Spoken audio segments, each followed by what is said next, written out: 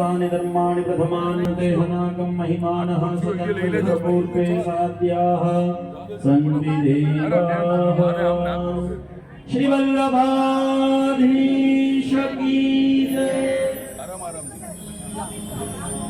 अपनी वच्चे गुजरात समाचार पत्रना वरिष्ठ पत्रकार श्री रविभाई उपस्थित है। तालीओना गड़गड़ाटथी एमनुं स्वागत करी एमने विनंती करीश मंच पर पधारी અને પૂજ્યશ્રીના આશીર્વાદ પ્રાપ્ત કરશો।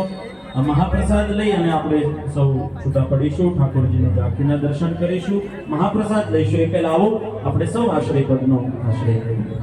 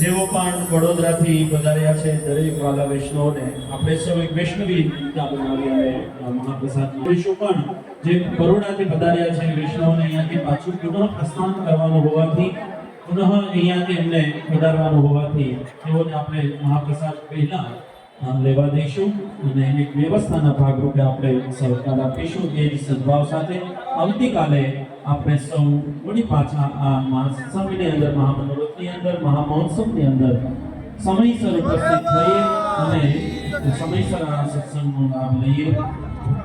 એક આભૂષણ અહીંયા મળેલું છે, ગળામાં પહેરવાનું નેકલેસ છે।